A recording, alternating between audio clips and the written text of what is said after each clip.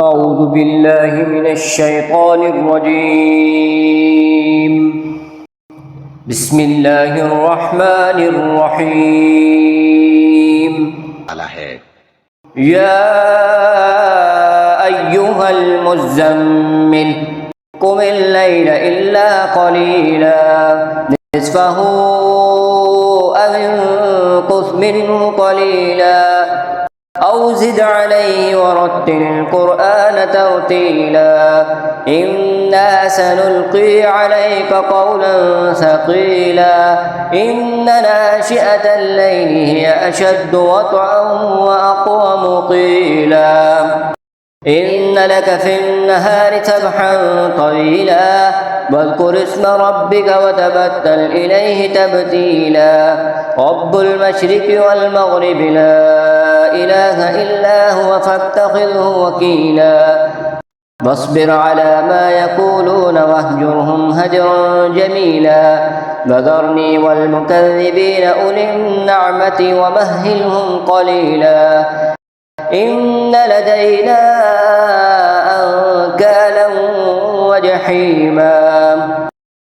وطعاما ذا غصة وعذابا أليما يوم ترجف الأرض والجبال وكانت الجبال كثيبا مهيلا إنا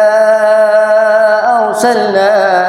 إليكم رسولا شاهدا عليكم كما أرسلنا إلى فرعون رسولا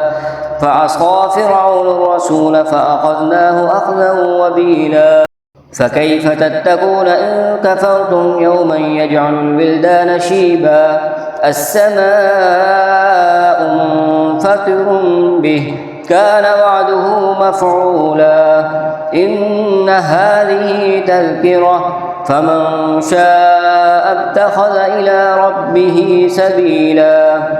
إن ربك يعلم أنك تقوم أدنى من ثلثي الليل ونصفه وثلثه وطائفة من الذين معك والله يقدر الليل والنهار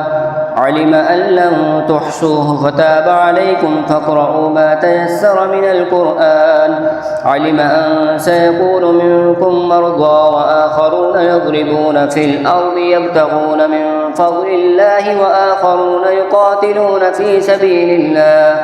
فاقرؤوا ما تيسر منه وأقيموا الصلاة وآتوا الزكاة وأقرضوا الله قرضا حسنا وما تقدموا لأنفسكم من خير تجدوه عند الله هو خيرا وأعظم أجرا واستغفروا الله إن الله غفور رحيم.